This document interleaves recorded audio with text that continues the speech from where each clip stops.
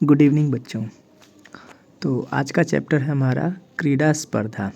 क्रीड़ा का मतलब होता है खेल और स्पर्धा मतलब प्रतियोगिता, जिसको हम कंपटीशन भी कहते हैं। तो खेल की प्रतियोगिता या फिर खेल का कंपटीशन है ना। तो यह जो पाठ है आपका, उसको पढ़ने से पहले, उसको जानने से पहले, जो मैंने आपको पिछली क्लास में बताया था, जो बेसिक्स होते हैं है ना संस्कृत को जानने के लिए, वो मैं अभी आपको बताने वाला हूँ, क्योंकि उसकी ज़रूरत इस पाठ में आपको पड़ेगी। तो उसको ध्यान से समझ लीजिए, क्योंकि वो मैं बेसिक आपको बताने जा रहा हूँ और वो बहुत ही इम्पॉर्टेंट है। ठीक है, तो आप कॉपी पेन निकाल लीजिए और जो भी चीज़ें हैं उसको नोट कर लीजिए ध्यान से।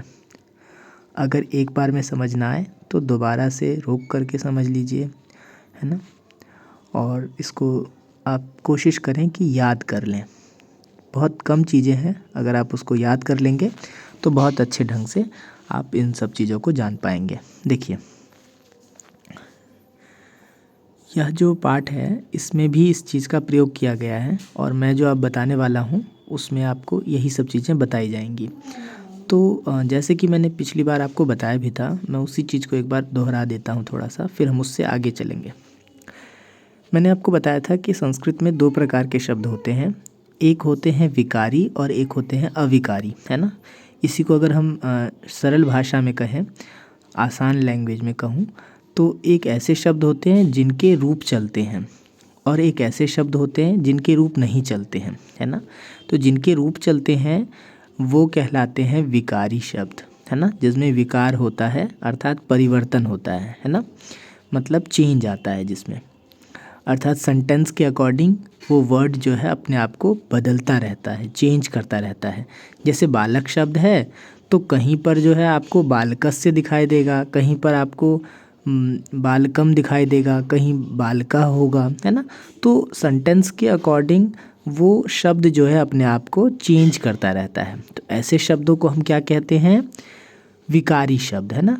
परिवर्तन जिसमें होता है, विकार जिसमें होता है उत्पन्न, उसको हम विकारी शब्द कहते हैं, विकार। दूसरा जो शब्द का प्रकार है वो कहलाता है अविकारी, अर्थात जिसमें चेंज नहीं होता, वो क्या कहलाते हैं? अविकारी शब्द। जैसे कि आपका मैंने पिछले चैप्टर में जो आपको बताया भी था, है ना, जिनको हम अव्यय कहते हैं, है ना। जिन तो शब्द के दो प्रकार हुए संस्कृत में, एक विकारी शब्द और एक अविकारी शब्द। तो अविकारी शब्दों को ही हम क्या कहते हैं? अव्यय कहते हैं। ठीक, जैसे उदाहरण के लिए अत्र, तत्र, कुत्र, है ना। ये सेंटेंस के अकॉर्डिंग चेंज नहीं होते हैं, ये किसी भी सेंटेंस में रहेंगे, आएंगे तो एज इट इज़ आएंगे, है ना। इनमें कोई चेंज नहीं आएगा, है ना, इनके कोई रूप आपको देखने को नहीं मिलेगा। ठीक, एक बात। अब इससे आगे चलते हैं कि जैसे मैंने आपको जो विकारी शब्द बताया और अविकारी शब्द बताया, तो अविकारी वाली बात तो अब आगे नहीं बढ़ेगी। क्यों?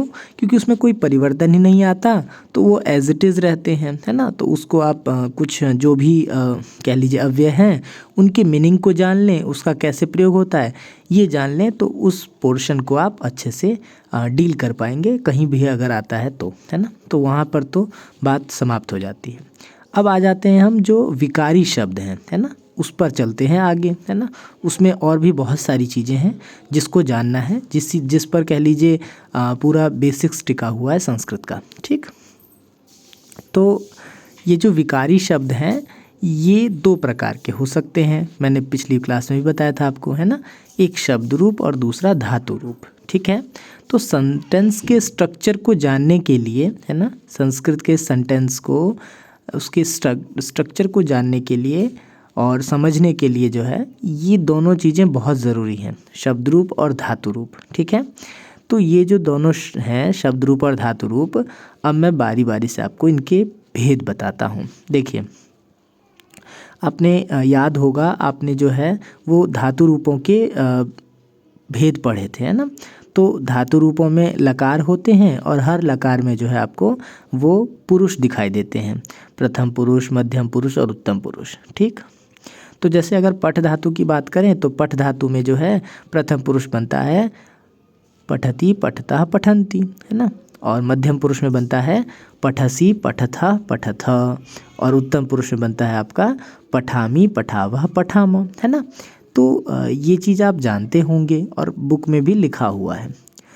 अब यहाँ पर सबसे जो इम्पॉर्टेंट बात है, जो बुक में आपको कहीं भी देखने को नहीं मिलेगा, अगर देखने को मिलता भी है बाय चांस, तो वो इस तरह से नहीं रहता जैसे मैं आपको अभी बताने वाला हूँ। तो इसलिए इस चीज़ को ज़रूर ध्यान से समझ लीजिए। क्या बता रहा हूँ मैं, ध्यान सुनिए ध्यान से, कि जैसे हमने विकारी शब्दों के दो भाग किए, एक आपका शब्द रूप और एक धातु रूप। ठीक, धातु रूपों में हमने देखा कि प्रथम पुरुष हो गया, मध्यम पुरुष हो गया और उत्तम पुरुष हो गया, है ना। तीन तीन उसमें रूप हो गए, टोटल हमारे 9 रूप हो गए। ठीक, धातु रूपों में हर धातु का ऐसे ही अलग अलग अलंकारों में रूप बनते हैं। ठीक, यहाँ तक तो बात क्लियर हो गई सबको, है ना। अब आ जाते हैं शब्द रूपों पर। तो शब्द रूपों का भी विभाजन, है ना, जो कह लीजिए बांटा गया है ना, शब्द रूपों को जो बांटा गया है वो भी इन 3 पुरुषों में बांटा गया है ना।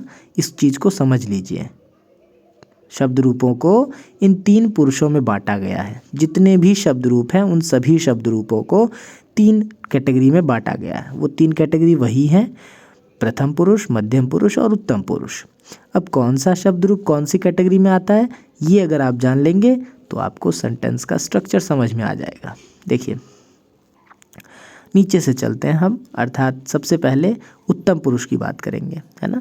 तो अभी मैं शब्द रूपों की बात कर रहा हूँ, मैं बार बार इस बात को दोहराऊंगा कि धातु रूपों की बात नहीं हो रही है। धातु रूप में आप जानते ही हैं कि प्रथम पुरुष, मध्यम पुरुष और उत्तम पुरुष क्या होता है ना। शब्द रूपों की बात विशेष रूप से मैं करना चाहूँगा। शब्द रूप में जो आपका उत्तम पुरुष होता है वो होता है अहम आवाम वयम। ठीक है, अहम आवाम वयम। ठीक, अब ये जो अहम आवाम वयम होता है, केवल ये एक लाइन नहीं है, बल्कि इसके जैसे बालक शब्द के रूप चलते हैं ना, बालकः बालको बालकाः, इस तरह से सारे सब कह लीजिए प्रथमा द्वितीया तृतीया चतुर्थी पंचमी षष्ठी सप्तमी, इस तरह से। तो जितने भी व्यक्तियों के रूप चलते हैं बालक के, उसी तरह से अस्मद शब्द के रूप चलते हैं। तो उसमें आपका प्रथमा विभक्ति में बनता है अहम आवाम वयम, प्रथमा विभक्ति में। ठीक है, प्रथम पुरुष नहीं कह रहा हूँ, इस बात को ध्यान दीजिएगा, प्रथमा विभक्ति में। ठीक, तो ये जो पूरा अस्मद शब्द का रूप होगा प्रथमा से लेकर सप्तमी तक, है ना, प्रथमा द्वितीया तृतीया चतुर्थी पंचमी षष्ठी सप्तमी, है ना, पूरा वहाँ तक जो भी ये शब्द रूप होगा, ये सारा का सारा उत्तम पुरुष में आता है। फिर से दोहराऊंगा मैं इस बात को, क्या, अहम आवाम वयम, ये आपका उत्तम पुरुष में होता है। और केवल यही नहीं, ये तो केवल प्रथमा का है, प्रथमा के साथ द्वितीया से लेकर, मतलब प्रथमा से लेकर और सप्तमी तक, है ना, पूरा शब्द रूप कह लीजिए कौन से पुरुष में आता है, उत्तम पुरुष में आता है। ये बात समझने वाली है। ठीक, तो क्योंकि ये 6th क्लास है तो आपको उस अस्मद शब्द के पूरे रूप आपको ध्यान मतलब करने की ज़रूरत नहीं है। उसमें से कुछ एक आध लाइनें जो हैं वो आपके उसमें लगी हुई हैं, पीछे भी आई थी और मैं दोबारा से उसको बताऊंगा भी, है ना। तो सारा नहीं करना है आपको अभी, क्योंकि वो तो आगे आएगा ही 7th 8th क्लास आदि में।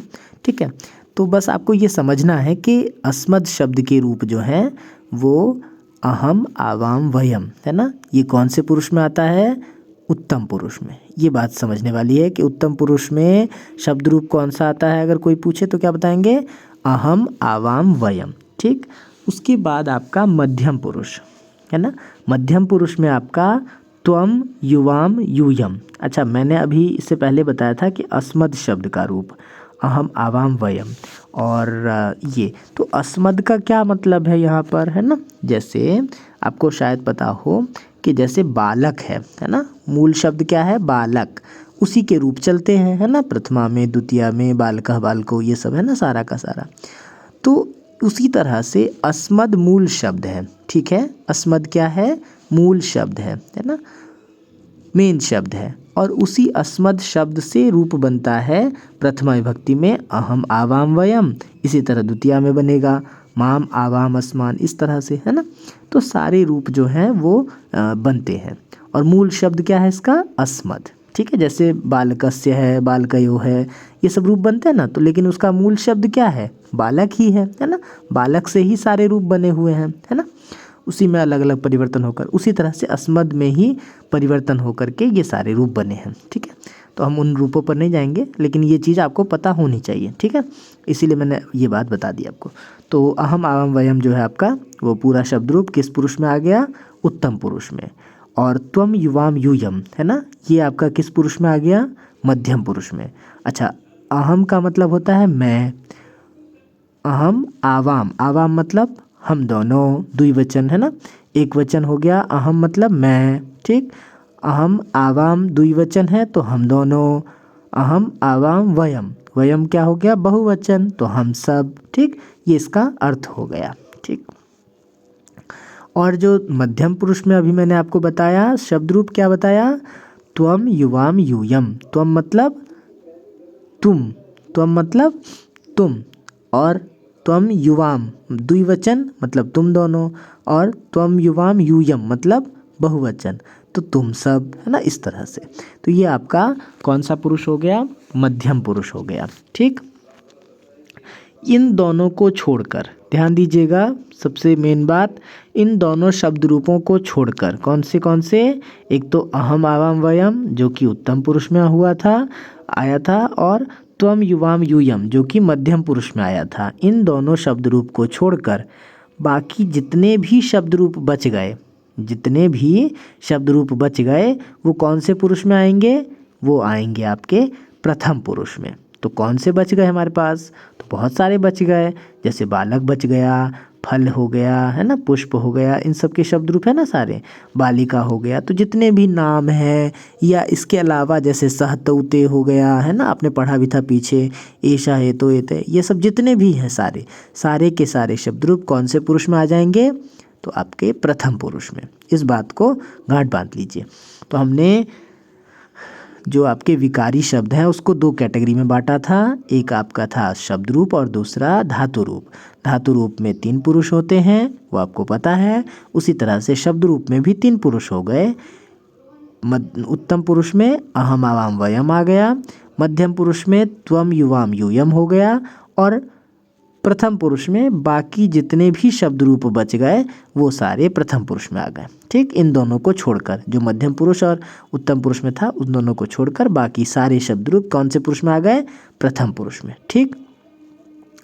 अब संस्कृत में जो सबसे इम्पॉर्टेंट बात है, सेंटेंस की बात अगर करें, वाक्य संरचना की बात, तो इसमें ये ध्यान रखना है कि शब्द रूप में जैसे मैंने आपको प्रथम पुरुष, मध्यम पुरुष और उत्तम पुरुष बताया, और वैसे ही धातु रूप में जैसे मैंने आपको प्रथम पुरुष, मध्यम पुरुष और उत्तम पुरुष बताया, इन दोनों का कॉम्बिनेशन होता है। कॉम्बिनेशन मतलब, अर्थात अगर धातु रूप प्रथम पुरुष एक वचन है तो शब्द रूप भी प्रथम पुरुष एक वचन होगा। अगर शब्द रूप मध्यम पुरुष द्विवचन है तो धातु रूप भी मध्यम पुरुष द्विवचन होगा। अगर शब्द रूप उत्तम पुरुष बहुवचन है तो धातु रूप भी उत्तम पुरुष बहुवचन होगा। मतलब उन 9 के 9 के साथ ये मतलब शब्द रूपों के साथ धातु रूप क्या है, फिक्स रहता है ना। मतलब ऐसा नहीं होगा कि शब्द रूप आप जो है उत्तम पुरुष द्विवचन प्रयोग कर रहे हैं और आप धातु रूप जो है प्रथम पुरुष द्विवचन प्रयोग कर रहे हैं, नहीं, ऐसा नहीं होगा। ये 9 के 9 इन 9 के साथ फिक्स रहते हैं। अब एक और बात ध्यान देने वाली है, ये जो शब्द रूप में आपका मध्यम पुरुष और उत्तम पुरुष है, इसमें लिंग का कोई भेद नहीं है ना, चाहे पुल्लिंग हो चाहे स्त्रीलिंग हो, दोनों के लिए प्रयोग होता है। जैसे हम बोलते हैं ना त्वम, तो त्वम मतलब तुम होता है, तो तुम हम किसी को भी कह सकते हैं ना, स्त्रीलिंग को भी, पुल्लिंग को भी और नपुंसक को भी, है ना।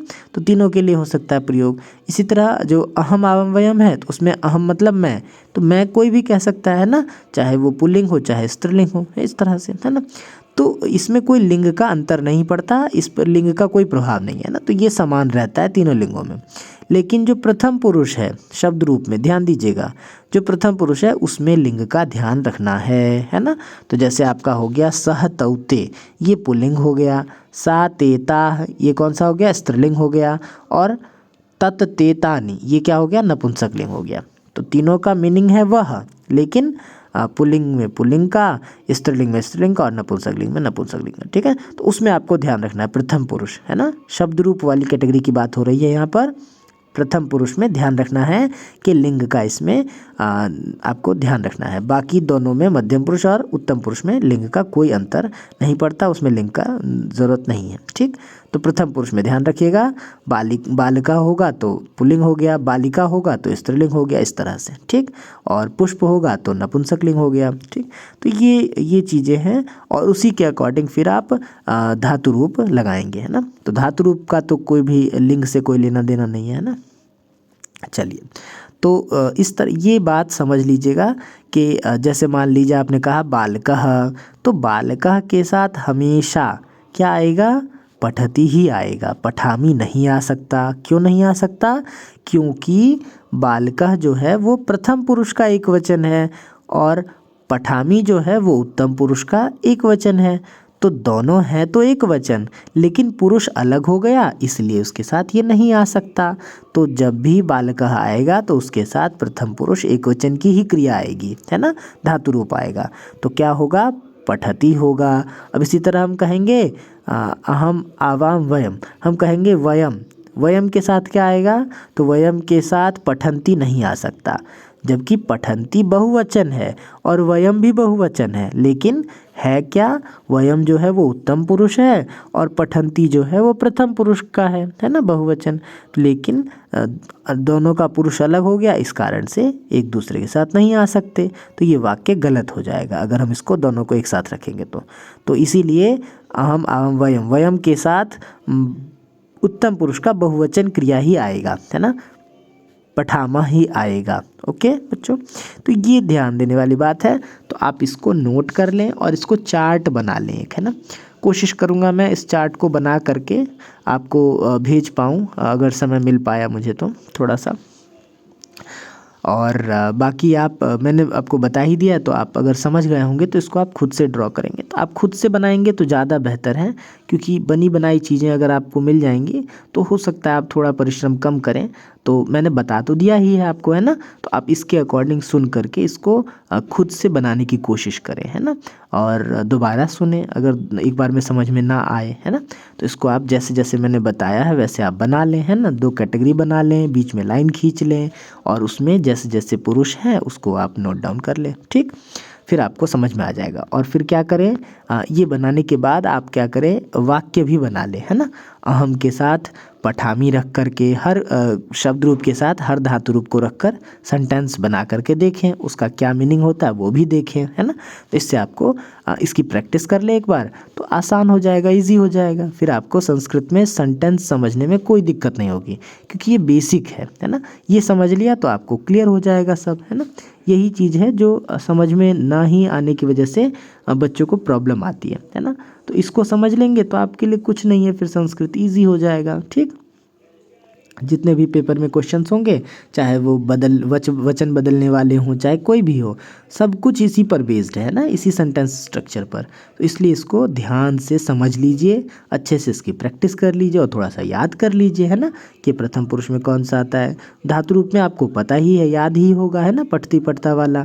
और शब्द रूप वाला एक बार याद कर लीजिए कि उत्तम पुरुष में फिक्स है, मध्यम पुरुष में भी फिक्स है, और जो बाकी शब्द रूप बच गए वो सारे प्रथम पुरुष में आते हैं। बस ये ध्यान रखना है आपको, है ना।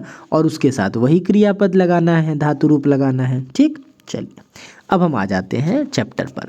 तो चैप्टर में ये जो पार्ट है आपका वो मध्यम पुरुष और उत्तम पुरुष के सर्वनाम का प्रयोग किया जाएगा। सर्वनाम मतलब क्या, देखिए जितने भी शब्द रूप हैं इसको हम 2 कैटेगरी में बांटते हैं। मतलब अभी मैंने जो आपको शुरू में बताया था 2 कैटेगरी कौन कौन सी, आपका शब्द रूप में जो है एक तो आपका संज्ञा शब्द होते हैं, है ना, संज्ञा शब्द होते हैं, और दूसरा जो है वो सर्वनाम होते हैं। ठीक है, संज्ञा शब्द हो गए और सर्वनाम हो गए। और आपका एक और कैटेगरी है जिसको हम ज़्यादा प्रयोग नहीं होता, वो मतलब प्रयोग इन द सेंस वो थोड़ा सा इससे अलग है, और वो है तीसरी कैटेगरी, वो है संख्यावाचक शब्द, है ना। तो ये 3 प्रकार के शब्द रूप होते हैं।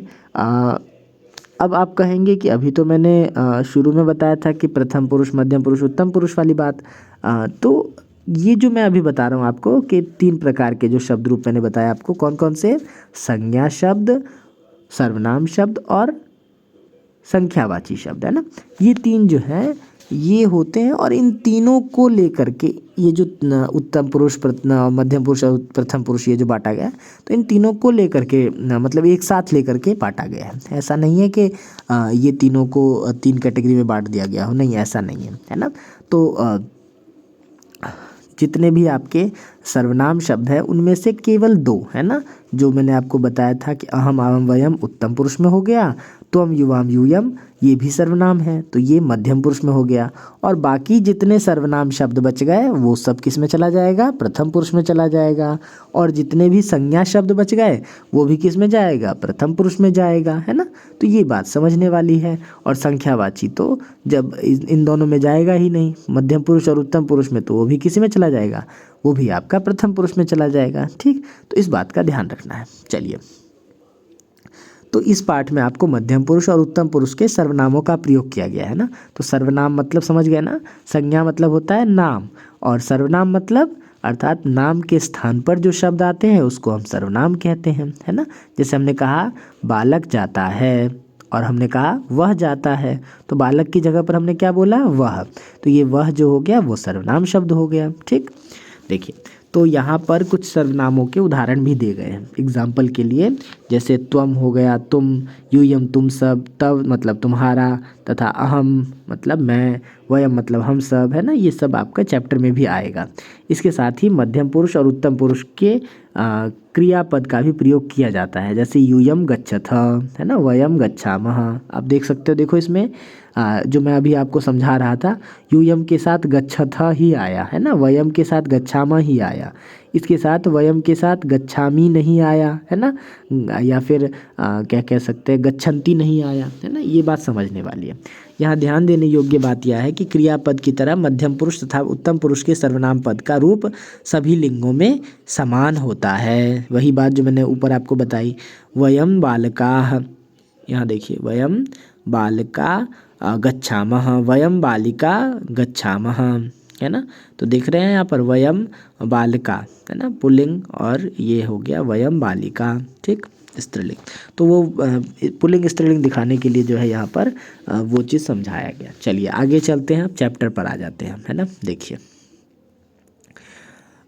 ये बताने की आवश्यकता तो नहीं है, फिर भी मैं एक बार पढ़ देता हूँ। देखिए, क्रीड़ा स्पर्धा नाम के इस पाठ में सर्वनाम के प्रयोग को दर्शाया गया है। सबसे पहले एषः विद्यालय से स्पष्ट होता है कि जो विभक्ति वचन लिंग संज्ञा शब्द में होता है वही सर्वनाम में भी रहता है ना।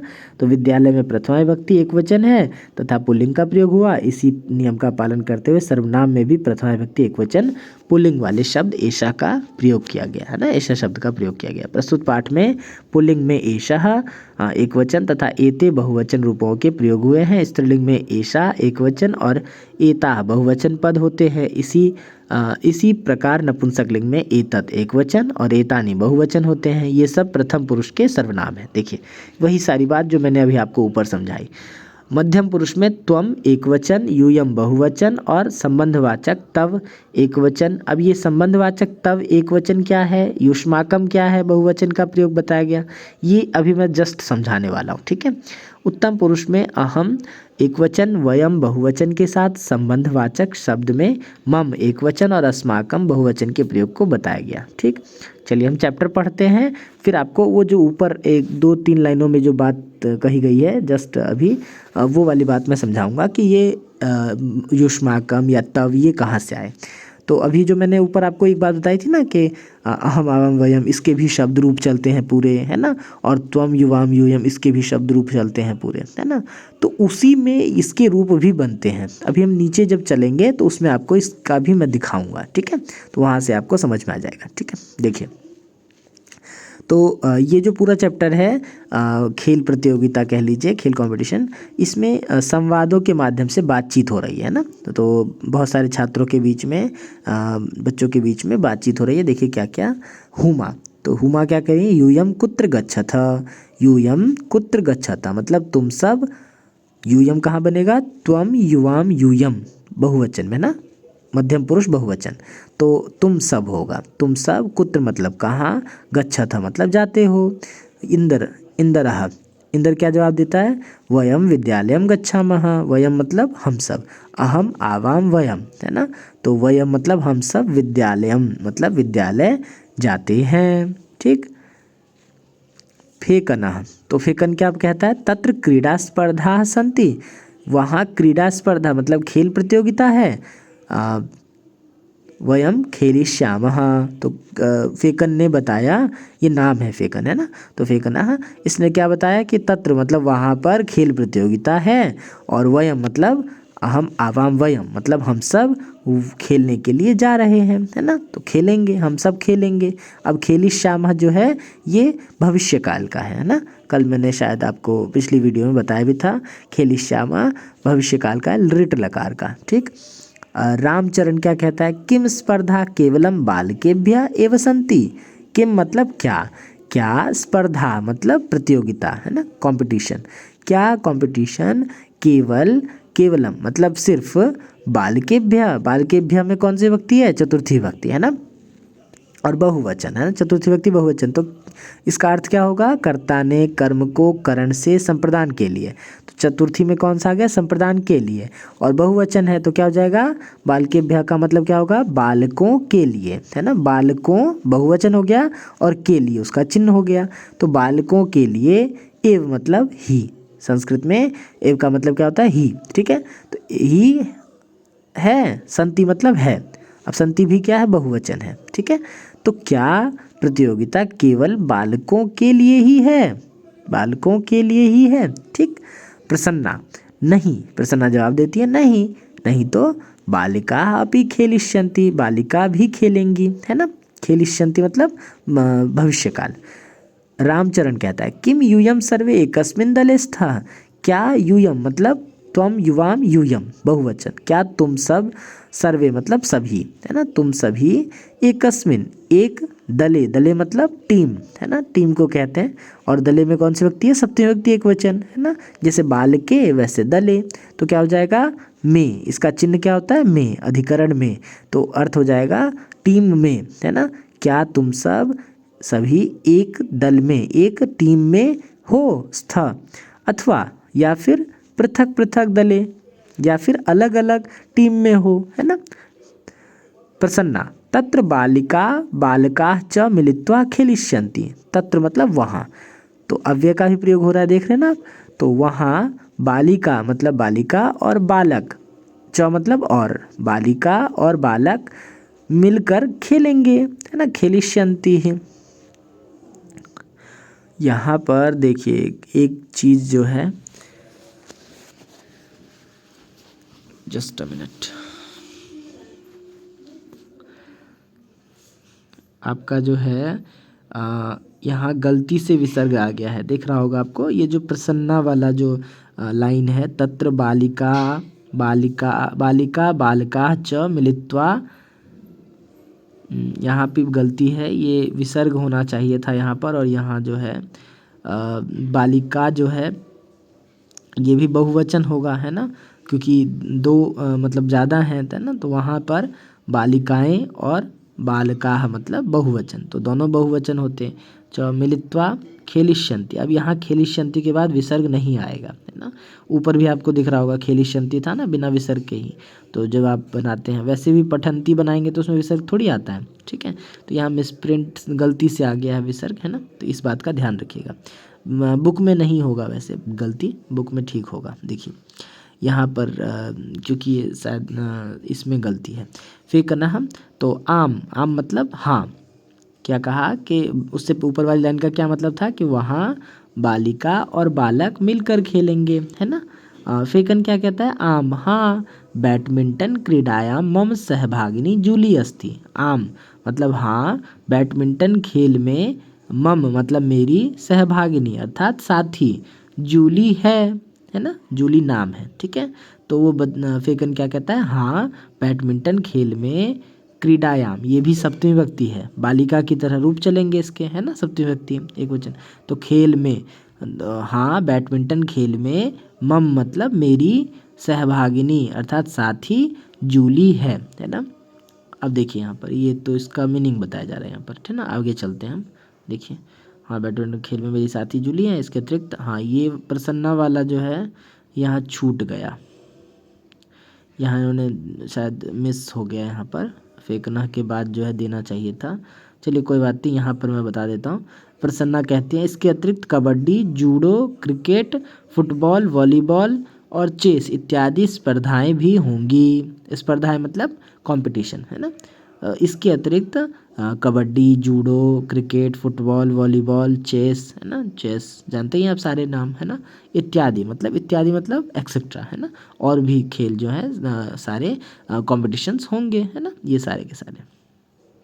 देखिए यहाँ लिखा भी है एतत् का अतिरिक्तम, इसके अलावा कबड्डी होगा, नियुद्ध मतलब देखिए यहाँ लिया हुआ है जूडो को कहते हैं संस्कृत में नियुद्ध, और क्रिकेट आप जानते ही हैं क्रिकेट, पादकंदुकम मतलब फुटबॉल को कहते हैं ना, और हस्तकंदुकम मतलब देखिए यहाँ पर वॉलीबॉल, और चेस आप चतुरंग कहते हैं संस्कृत में चेस को, है ना।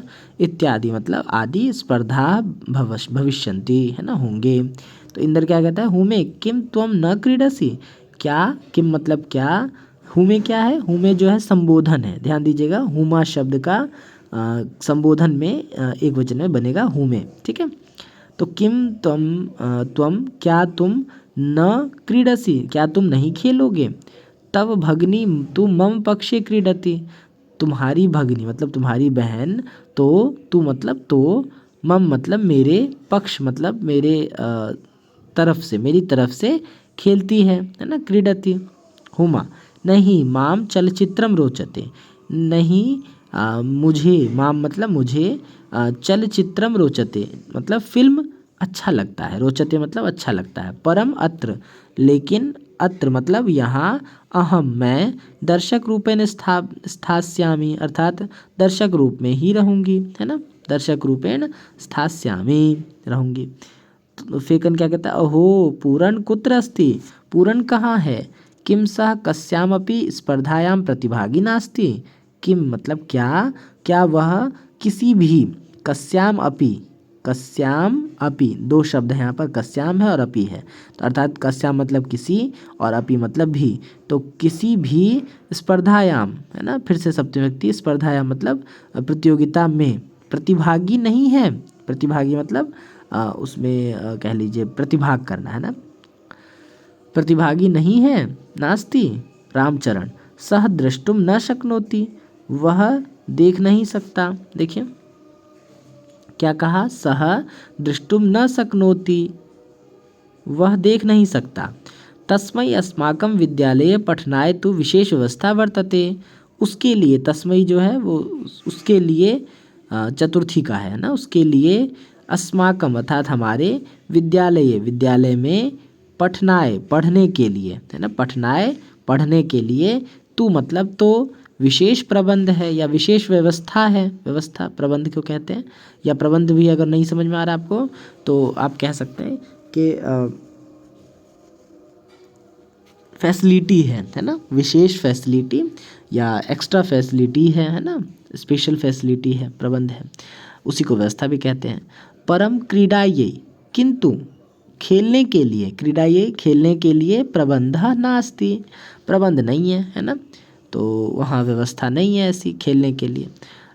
हुमा अयम कामपि न न्याय संगतः, यह किसी भी प्रकार न्याय संगत नहीं है, मतलब ये ठीक नहीं है, न्याय संगत मतलब ये बात ठीक नहीं है, मतलब यह किसी प्रकार से न्याय संगत नहीं है। अयम मतलब यह, काम अपि मतलब किसी भी प्रकार, किसी भी, अपि मतलब भी हो गया तो किसी भी प्रकार, न मतलब नहीं, न्याय संगत मतलब न्याय संगत नहीं है। पूर्ण अर्थात देखिए पूर्णः सक्षमः, पूर्ण सक्षम है, परम प्रबंधस्य अभावात् क्रीडितुम न शक्नोति, लेकिन क्या कह रहे हैं, किंतु प्रबंध के अभाव में, है ना, प्रबंध के अभाव के कारण खेल नहीं सकता, है ना, अभावात मतलब अभाव के कारण, प्रबंध के अभाव के कारण, प्रबंध नहीं होने के कारण जो है वो क्रीडितुम न शक्नोति कारण खेल नहीं सकता, ठीक। फिर क्या कह रहे हैं, इंदरः अस्माकं तादृशानि अनेकानि मित्राणि सन्ति, अस्माकं हमारे ऐसे अनेक मित्र हैं, अस्माकं मतलब हमारे, तादृशानि मतलब ऐसे, अनेकानि मतलब अनेक, मित्राणि सन्ति मित्र हैं, वस्तुतः तानि अन्यथा समर्थानी, वास्तव में वे सब भिन्न तरीके से समर्थ हैं, है ना। वस्तुतः क्या है वो सब, अतः कह सकते हैं कि वे सब भिन्न तरीके से समर्थ हैं। अतः वयम सर्वे प्राचार्यम मिलामः, फेकन क्या कहता है, इसलिए हम सब प्रिंसिपल से मिलते हैं, है ना। प्राचार्यम मिलामः।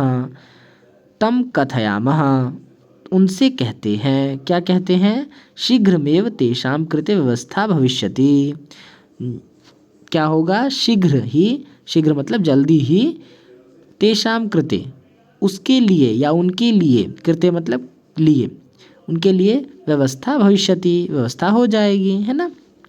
तो ये आपका यहाँ तक का रहा। उसके बाद आपका ये अभ्यास दिया हुआ, उच्चारण करने के लिए शब्द दिए हुए हैं, और ये आपका ये हाँ अभ्यास दिया हुआ इसका। तो अहम क्रीडामी, अब इसमें देखिए वचन बदलना है। तो अभी मैंने आपको ये ऊपर यही चीज़ समझाई थी, है ना, ये बहुत ज़रूरी है, इसको देखिए ध्यान से। अहम क्रीडामी तो बहुवचन बदलना है, तो अहम का बहुवचन क्या होगा, अहम, आवाम, वयम, तो हमने वयम लिख दिया। और क्रीडामी का बहुवचन क्या होगा, तो क्रीडामी, क्रीडावः, क्रीडामः, तो क्रीडामः हो गया। इसी तरह अहम नृत्यामी का बहुवचन क्या होगा, अहम का वयम हो जाएगा, नृत्यामी का नृत्यामा हो जाएगा। त्वम पठसी का क्या होगा, त्वम का बहुवचन क्या होगा, त्वम युवाम, यूयम, तो यूयम हो जाएगा। और पठसी का बहुवचन क्या होगा, पठसी, पठथः, पठथ, तो पठथ हो जाएगा। इसी तरह युवाम गच्छथः, एक वचन में बदलना है, तो क्या होगा, त्वम युवाम, यूयम, तो ये त्वम युवाम ये द्विवचन है, तो हमें एक वचन में बदलना है, तो त्वम हो जाएगा। त्वम और गच्छथः जो है ये द्विवचन है, तो इसका एक वचन क्या हो जाएगा, गच्छसी हो जाएगा, है ना। इसी तरह अस्माकम पुस्तकानि, है ना, तो ये मम पुस्तकम हो जाएगा, अस्माकम का मम हो जाएगा, और पुस्तकानि बहुवचन है, उसका एक वचन क्या हो जाएगा, पुस्तकम हो जाएगा। इस तरह से चेंज करते हैं। तो ये सारा चेंज जो हमने किया, वो जो मैंने शुरू में आपको आज कॉन्सेप्ट समझाया सेंटेंस स्ट्रक्चर के लिए, उसी पर बेस्ड है ये सारा, ठीक है। उसको समझेंगे तो ये जल्दी समझ जाएंगे आप, है ना। चलिए, इसी तरह फिर यहाँ पर आपको रिक्त स्थान की पूर्ति करनी है, तो पठामी के साथ क्या आएगा, वयम आएगा कि हम आएगा, है ना। तो ये चीज़ ज़रा इसमें देख सकते हैं आप। तो इसमें ये सारी चीज़ें सॉल्व करके दी हुई हैं, लेकिन मैं एक बार कहूँगा आपको कि आप खुद करके देखें, है ना। इसमें से उत्तर ना लिखें, आप खुद करके देखें। ये अभी मैंने चैप्टर का अभ्यास क्लास में नहीं करवाया है, चैप्टर तो मैंने पढ़ा दिया है लगभग, कुछ चीज़ें बाकी रह गई हैं, अभ्यास में फिर से करवाऊंगा क्लास में, है ना।